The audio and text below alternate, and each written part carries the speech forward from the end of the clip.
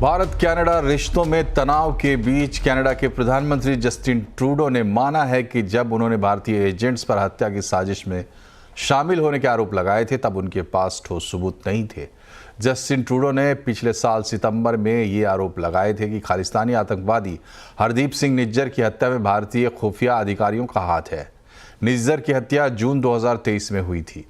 कल कनाडा में एक आंतरिक जांच समिति के सामने ट्रूडो ने कहा कि उन्हें इंटेल यानी खुफिया जानकारी दी गई थी लेकिन ठोस सबूत नहीं थे। We chose to continue to work behind the scenes to try and get India to cooperate with us. Their asks of us was, well, how much do you know? Give us the evidence you have on this. And our response was, well, it's within your security agencies. You should be looking into how much they know. You should be engaging. It's, oh, no, tell us what you know. Show us the evidence. And at that point, it was primarily intelligence, not hard evidentiary proof. So we said, well, let's work together and look into your security services and maybe we can get that done. No, we're not doing that. Trudeau के कबूलनामे के बाद भारतीय विदेश मंत्रालय ने बयान जारी किया है कि आज जो हमने सुना उससे इसी बात की पुष्टि हुई जो हम लगातार कहते आ रहे हैं कि कनाडा ने उन आरोपों के पक्ष में कोई ठोस सबूत पेश नहीं किए जो भारत और भारत के राजनयिकों के खिलाफ लगाए गए थे।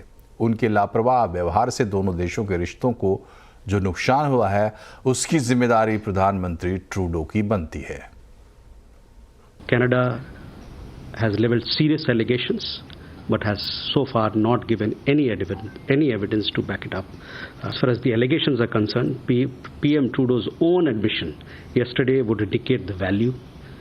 As regards our stance on the allegations, we will naturally reject false imputations against our diplomats.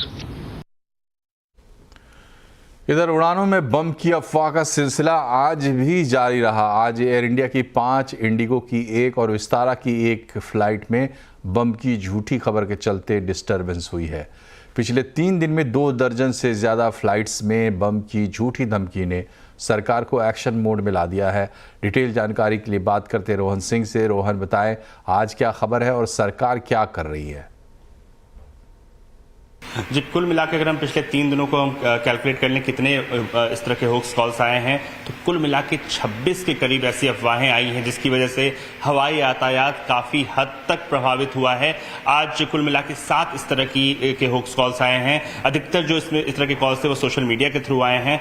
5 air India, 1 Vistara का जो फ्रैंकफर्ट से मुंबई आ रहा था उसमें 147 यात्री थे, उनको निकाला गया और फिर बाद में जांच में कुछ नहीं पाया। और ठीक इस तरह से इंडिगो का इस्तांबुल से दिल्ली, वहां पे भी पूरी जांच की गई। दरअसल होता यह है कि जब भी इस तरह का एक कॉल आता है तो एक प्रोटोकॉल फॉलो किया जाता है और उस प्रोटोकॉल में भले ही ये होक्स कॉल हो, भले ही ये सोशल मीडिया के थ्रू आया हो, लेकिन पूरी एहतियात को बरता जाता है। और जब तमाम जांच की गई, बैगेजेस की जांच की गई, कुछ नहीं पाया गया। लेकिन अब सरकार इस पर काम कर रही है कि क्या हम इस तरह की सिचुएशन में कैसे इससे निपटा जाए, क्योंकि एंटी हाईजैकिंग को लेकर हमारे पास लॉ है, लेकिन इस तरह के होक्स कॉल को लेकर कैसे निपटा जाए। तो 2-3 बिंदुओं पे चर्चा हो रही है। कल भी मीटिंग हुई थी, आज भी मीटिंग हुई है और जिन चीजों पे विचार हो रहा है कि एक कानून, एंटी होक्स कॉल कानून बनाया जाए। इसके लिए अलग अलग मंत्रालयों की जरूरत पड़ेगी, उस पर काम हो रहा है फिलहाल। दूसरी तरफ ऐसे लोगों को जो पाए जाते हैं, कल्प्रिट पाए जाते हैं, उनको कितने समय के लिए हम नो फ्लाई लिस्ट पर डाल सकते हैं, इस पर काम हो रहा है। और आखिरकार कुछ जो खास रूट्स है, खासतौर पर कुछ इंटरनेशनल रूट्स हैं,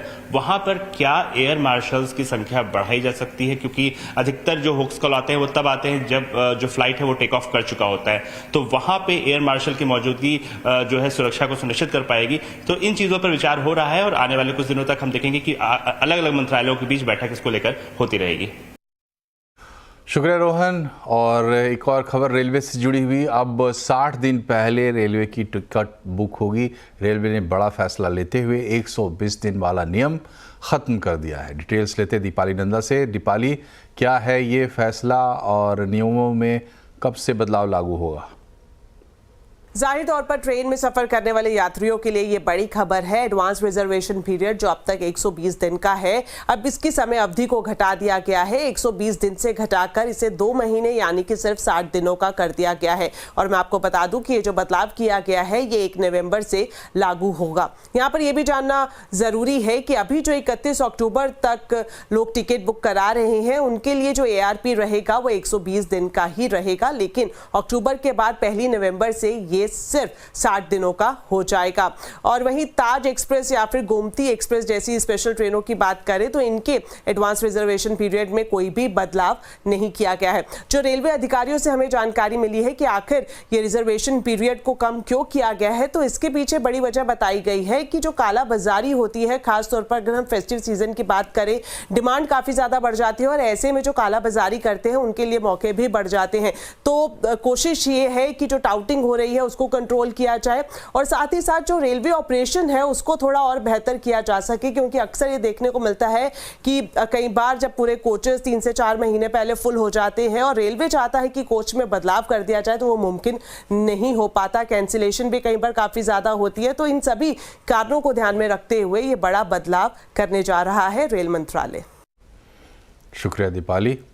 और अब आपके प्रोविडेंट फंड पर हमेशा के लिए ज़्यादा इंश्योरेंस कवर मिलेगा। CNBC आवाज़ को मिली एक्सक्लूसिव जानकारी के मुताबिक श्रम मंत्रालय ने employ deposit linked insurance scheme के तहत एडिशनल बेनिफिट को हमेशा के लिए जारी रखने का फैसला किया है।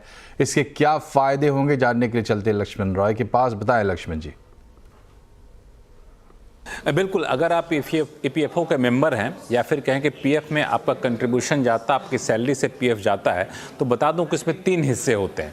एक हिस्सा होता है जो आपके प्रोविडेंट फंड में जाता है, दूसरा हिस्सा होता है जो पेंशन फंड में जाता है और एक तीसरा हिस्सा जो होता है वो इंश्योरेंस फंड में जाता है, जिसके तहत आपको इंश्योरेंस कवर मिलता है। तो अब सरकार ने इंश्योरेंस कवर के जो बेनिफिट से फ़ायदे थे उसको बढ़ाने का फैसला लिया है। ये फैसला हमेशा के लिए बढ़ाने का लिया गया है, इस पर कोई समय सीमा नहीं रहेंगी। इसमें 2 खास बातें होती हैं। पहली बात कि अगर कोई मेंबर कंट्रीब्यूशन कर रहा है यानी PF उसका कट रहा है और उस दौरान किसी वजह से उसकी मृत्यु हो जाती है तो वहाँ पे जो इंश्योरेंस कवर है वो अब 7 लाख रुपए तक मिलेगी। 7 लाख रुपए तक इसलिए कह रहा हूँ क्योंकि वो 12 महीने के आखिरी 12 महीने की औसत सैलरी के आधार पर तय किया जाता है और जिसकी सैलरी जितनी ज़्यादा होती है उतनी ज़्यादा मिलेगी, जिसकी सैलरी कम होती है उतनी कम मिलेगी, लेकिन 7 लाख रुपये तक मिलेगी। न्यूनतम जो बीमा की रकम है वो 2.5 लाख रुपये तक रहेगी। इसमें बोनस का एक महत्वपूर्ण हिस्सा होता है। इस बोनस के हिस्से को भी 1,50,000 से बढ़ा करके 1,75,000 रुपये करने का फैसला लिया गया है। यहाँ पे एक चीज़ बताना ज़रूरी है कि कोविड के समय में सरकार ने राहत देते हुए 28 अप्रैल 2021 को ये फैसला तो लिया था, लेकिन उसे सिर्फ 3 साल के लिए लागू किया था। उस 3 साल की मियाद अब इस साल ख़त्म हो चुकी है, लेकिन सरकार ने जब प्रोविडेंट फंड के पास जो पैसा है उसका जब हिसाब लगाया तो लगा कि नहीं, हम हमेशा के लिए बेनिफिट जारी रख सकते हैं। तो अब श्रम मंत्रालय ने फैसला लिया है कि जो एडिशनल बेनिफिट है इंश्योरेंस कवर का उसको हमेशा के लिए जारी किया जाएगा और इसके लिए एक नोटिफिकेशन बहुत जल्द जारी किया जाएगा। शुक्रिया लक्ष्मण जी। और सोना लगातार चर्चा में है और वजह है इसकी चमक जो थमने का नाम नहीं ले रही है। आज MCX पर गोल्ड ने रिकॉर्ड स्तर छुआ, 77,019 रुपये प्रति 10 ग्राम का हाई बनाकर वायदा बाजार में अपना दबदबा बनाया। दूसरी ओर कॉमेक्स पर $2,700 प्रति ऑन्स के उच्चतम स्तर पर कीमतें पहुंच चुकी हैं। खाड़ी देशों में जियोपॉलिटिकल संकट, अगले महीने US में ब्याज दरों में कटौती की संभावना की उम्मीद से सोने को सपोर्ट मिला है।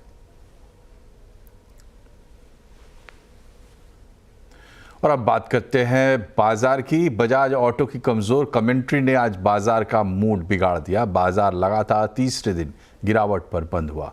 सेंसेक्स 495 पॉइंट गिरा, निफ्टी 221 पॉइंट फिसलकर बंद हुआ है। डिटेल्स लेते हैं कंचन नौटियाल से। कंचन, बताएं किन शेयर्स में गिरावट और कहां दिखी तेजी? जी, अगर सेंसेक्स की बात करी जाए तो आज इसमें करीब हमें 95 पॉइंट्स की कमजोरी देखने को मिली थी। Eight the same time Nifty में भी करीब 220 पॉइंट की गिरावट देखने को मिली। अब सीधा बात करते हैं स्टॉक्स के ऊपर। अगर निफ्टी के टॉप गेनर्स की बात करें तो इन्फोसिस आज करीब 3% की बढ़त के साथ, at the same time tech Mahindra में 2.5%, पावरग्रिड में 1.5% और L&T में हमें करीब 1% की आज बढ़त देखने को मिली। लूजिंग पॉकेट्स में आज निफ्टी में बजाज ऑटो सबसे पहले नंबर पर रहा, करीबन 13% की इसमें गिरावट थी। श्रीराम फाइनेंस 4%, M&M 3.5% और नेस्ले इंडिया में भी करीबन 3.5% की एक गिरावट देखी गई। मिड कैप 100 में अगर बात करें गेनिंग साइड में तो एम्फेसिस सबसे पहले नंबर पे था करीबन 6% की बढ़त के साथ, आईओबी 3%, आरवीएनएल 2% और केपीआई टेक में भी करीबन 2% का एक इजाफा देखने को मिला था। लूजिंग पॉकेट में ओबरॉय रियलिटी करीबन 6%, बीएससी लिमिटेड 6%, टाटा कम्युनिकेशन 5% और गोदरेज में हमें 2% की एक कमजोरी देखने को मिली। शुक्रिया कंचन। और बजाज ऑटो में जैसा कि हमने आपको बताया आज 12% की गिरावट रही। दरअसल नतीजों के बाद मैनेजमेंट की कमज़ोर कमेंट्री ने बाजार का मूड बिगाड़ कर रखा। असर ये हुआ कि आज निफ्टी ऑटो इंडेक्स करीब 2% नीचे रहा और सुदर्शन बता रहे हैं इसके डिटेल्स। देखिए, सिर्फ बजाज ऑटो ने, अगर जो आप ऑटो सेक्टर के सारी कंपनीज़ को देखेंगे तो सारी कंपनीज़ आज दबाव में है और ऑलमोस्ट सारे कॉन्स्टिट्यूएंट जो निफ्टी ऑटो इंडेक्स के हैं सब आज अंडर प्रेशर में हैं। बजाज ऑटो ने कल अपने दूसरी तिमाही के रिजल्ट नतीजे रिलीज़ की थी। नतीजे जो थे वो अनुमान के मुताबिक थे, लेकिन मार्केट को जो चीज़ सरप्राइज़ किया है वो कमेंट्री है। उस पर मैं उससे पहले स्टॉक परफॉर्मेंस देख लें। ऑटो इंडेक्स जो कि 27 सितंबर को रिकॉर्ड हाई हिट किया था, वहाँ से 10% नीचे है। और अगर जो इसके सारे कंपनीज़ को देखेंगे तो इस वीक 15% तक का फॉल गिरावट देखने को मिला है और इस महीने ऑलमोस्ट 18% गिरावट देखने को मिला है। अब आते हैं उसके बारे में जिसके कारण मार्केट सरप्राइज था, जो कि बजाज ऑटो की कमेंट्री थी। बजाज ऑटो क्या बोलती है, या मतलब फॉल के क्या क्या कारण हो सकते हैं। पहला है त्योहारी बिक्री अनुमान से कम होना। रिटेल रजिस्ट्रेशन जो कि वाहन डेटा में आप डेली ट्रैक कर सकते हैं, वहाँ पे उसके बारे में बजाज ऑटो ने बताया है कि फर्स्ट हाफ जो फेस्टिव सीज़न है 15 अक्टूबर तक, वहाँ पे टू व्हीलर इंडस्ट्री का ग्रोथ सिर्फ 1 से 2% रहा है, जहाँ पे कंपनी का एक्सपेक्टेशंस था पूरे फेस्टिव सीज़न का ग्रोथ का वो था 5 से 6% का। और ब्रोकरेजेस अपने जो अनुमान में फैक्टर इन किए हैं वो है 8 से 10% तक का। दूसरा कारण जो है इन्वेंट्री। लास्ट 2-3 महीने में इन्वेंट्री बिल्डअप बहुत ज़्यादा हुआ है, जो कि सारे ऑटो बॉडीज़ भी Q2 नतीजों के पहले बता रहे थे। तीसरा रॉ मटेरियल कॉस्ट या बोलते हैं कच्चे माल के दाम जो हैं वो भी लास्ट 2-3 महीने में बहुत तेज़ी से ऊपर बढ़ी है। एक कारण जो है Hyundai IPO का ठंडा रिस्पांस। हालांकि Hyundai IPO फुली सब्सक्राइब हो चुका है, बट अगर जो रिटेल पोर्शन देखते हैं तो वो अभी भी 50% से नीचे है। और लास्ट है रिच वैल्यूएशंस। अगर जो आप सारे कंपनीज का FY26 का पी लास्ट 5 साल के औसत से कंपेयर करेंगे तो सारी कंपनीज के वैल्यूएशंस रिच हैं। फॉर एग्जांपल अगर जो बजाज ऑटो को लेते हैं तो FY26 पी है 28 टाइम्स और 5 साल का औसत है 20 टाइम। M&M का similarly 26 time against 17 times. Hero Moto का 20 टाइम्स अगेंस्ट 18 टाइम। सो मोटा मोटी ये सब कारण है, सिर्फ बजाज ऑटो का नहीं, सारे ऑटो शेयर्स का आज अंडर प्रेशर में रहने का। और आईटी सेक्टर की दूसरी सबसे बड़ी कंपनी इन्फोसिस के दूसरी तिमाही के रिजल्ट अच्छे आए हैं। हर्षदा बता रही है इन रिजल्ट्स के डिटेल्स। नतीजे अच्छे हैं और कंपनी ने इनफैक्ट अपनी ईयर का गाइडेंस भी बढ़ा दिया है। नंबर्स पर मैं फटाफट से बता दूं आपको, 6,516 करोड़ ये आंकड़ा कंपनी ने डिलीवर किया है, जहां पर अनुमान ऑफ कोर्स थोड़े से बेहतर नंबर का था प्रॉफिट के फ्रंट पर। लेकिन डॉलर रेवेन्यू पर बाजार की नजर होती है। डॉलर रेवेन्यू आया 3.8% पर, अनुमान था 3.6% तक के डॉलर रेवेन्यू की, तो वहां पर भी एक आप कह सकते हैं इन लाइन विद एस्टिमेट ही है। Constant currency revenue growth 3.1% company ने डिलीवर की है, जहां पर एक्सपेक्टेशन नियरली 3% के आसपास का था। मार्जिन्स भी इन लाइन ही है, 21.1% पर 21.34% का अनुमान था। तो constant currency revenue growth, company की जो डॉलर रेवेन्यू ग्रोथ है और मार्जिन्स जो है वो एब्सोल्युटली इन लाइन आते हुए दिखाई दिए हैं। नतीजे आप कह सकते हैं अच्छे हैं, इससे बाजार को निराशा नहीं होनी चाहिए। साथ ही साथ टोटल कॉन्ट्रैक्ट वैल्यू बड़ी डील्स का वो आंकड़ा करीब 2.4 बिलियन डॉलर के ऊपर निकलता हुआ दिखाई दिया है, वो भी एक पॉजिटिव है। लेकिन जो बड़ा पॉजिटिव है और जिस पर बाजार की ज्यादा नजर रहेगी वो है कंपनी का गाइडेंस। याद रखिएगा Q1 तक ये जो FY25 का गाइडेंस था, कंपनी ने 3 से 4% के बीच रेवेन्यू ग्रोथ का आकलन किया था, लेकिन अब कंपनी कह रही है इसे वो बढ़ा रहे हैं। ये हल्का सा ही बढ़ा है, बॉटम एंड 3.75% पर आ गया है, जो पहले 3% था, और जो टॉप एंड है उसे भी आधे % से बढ़ाया गया है, यानी कि 3.75% से 4.5% के बीच की अब रेवेन्यू ग्रोथ की उम्मीद इस समय कंपनी कर रही है। ये गाइडेंस अच्छा है, पॉजिटिव है। दूसरी तरफ मार्जिन्स में कोई बदलाव नहीं, ये 20 से 22% के बीच बरकरार रहेंगे, ये इनफैक्ट कंपनी की तरफ से कमेंट्री आई है। तो मार्जिन गाइडेंस में कोई बदलाव नहीं, लेकिन रेवेन्यू गाइडेंस में बदलाव जरूर बनता दिखाई दिया है। तो यहां रुक रहे हैं एक छोटे से ब्रेक के लिए, लेकिन तुरंत हाजिर होते हैं। खबरें अभी और भी हैं, बने रहिए हमारे साथ।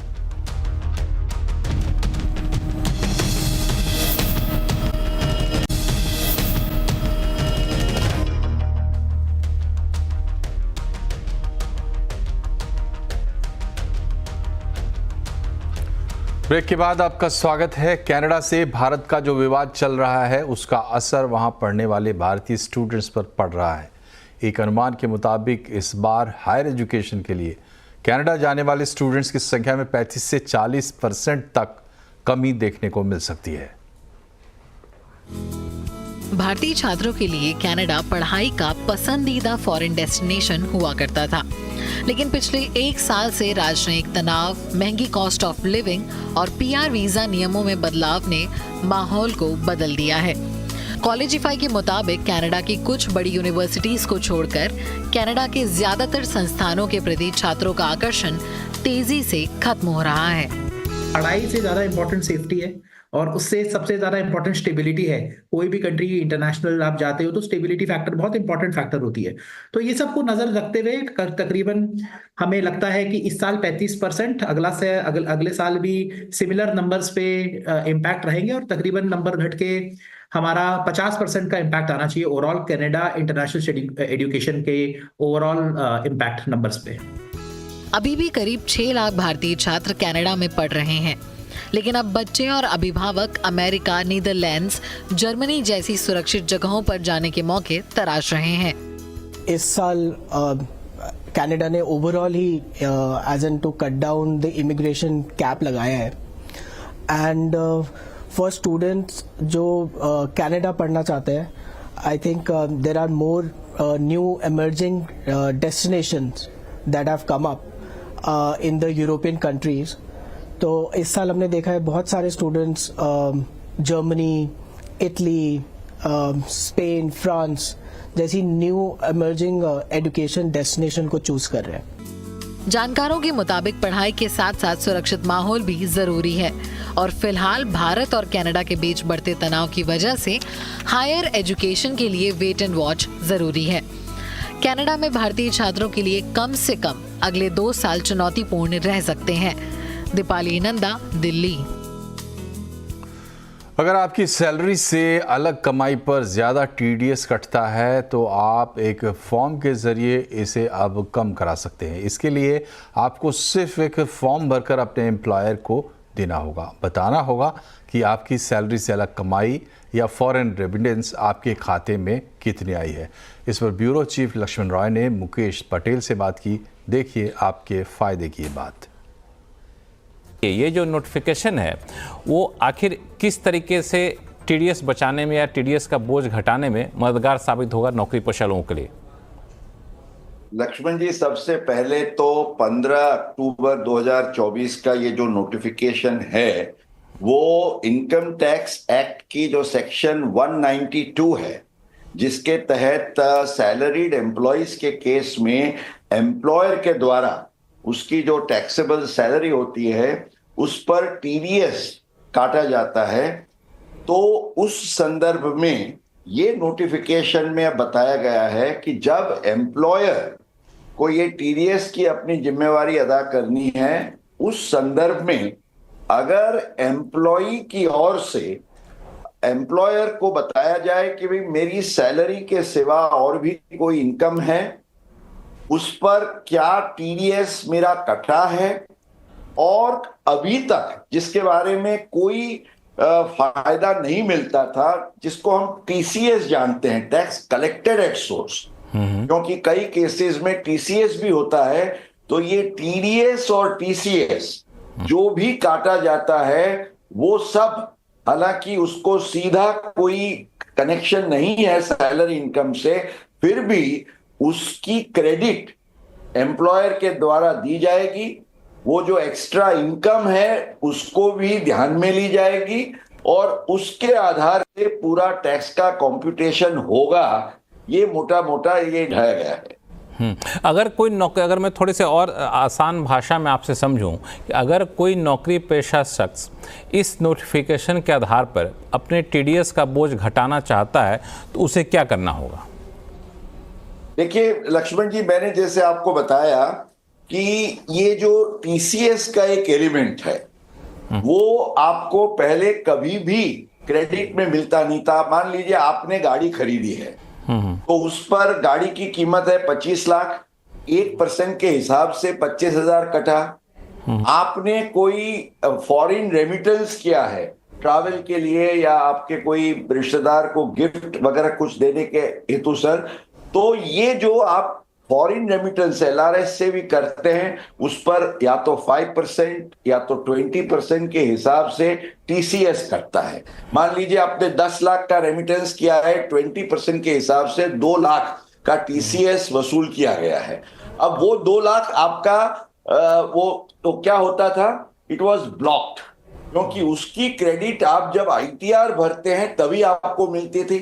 अब ये सब क्रेडिट्स जो है और इनकम जो है उसको रिपोर्ट करके उससे कनेक्शन जो टीडीएस का है वो सब आप जब मांगेंगे तो आपका टीडीएस जो सैलरी में से कटता है वो कम होगा और आपका टेक होम पे है वो ज्यादा होगा। माना जिसके लिए आपको इंतजार करना पड़ता था पहले महीनों, वो नहीं, इनकम टैक्स डिपार्टमेंट दे, अब वो एम्प्लॉयर ही खुद घटा के आपको वो फायदा दे सकता है। बिल्कुल संक्षिप्त में अगर मुझे ये बता सकें कि इसके लिए एम्प्लॉय को क्या करना होगा, मतलब किस तरह का डॉक्यूमेंटेशन या क्या क्या बारीकियां हैं जिसको फॉलो करनी होंगी? ये भी इस नोटिफिकेशन के साथ जारी किया गया एक विशेष फॉर्म है, फॉर्म 12BAA।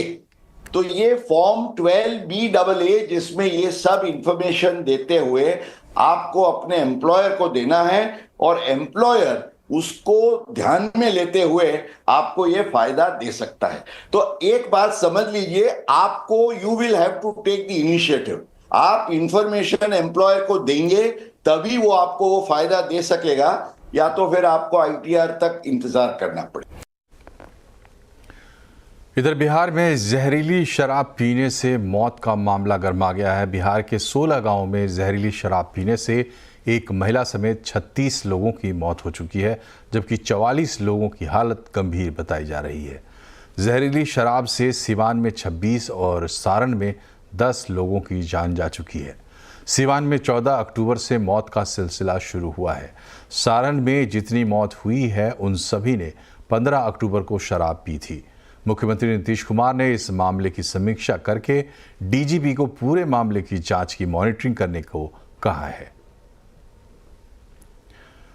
हरियाणा में लगातार तीसरी बार बीजेपी सरकार बन गई है। नायब सिंह सैनी ने दूसरी बार मुख्यमंत्री पद की शपथ ली। पंचकुला में हुए शपथ ग्रहण समारोह में प्रधानमंत्री नरेंद्र मोदी के अलावा गृह मंत्री अमित शाह और बीजेपी अध्यक्ष जेपी नड्डा समेत कई बड़े केंद्रीय मंत्री शामिल हुए।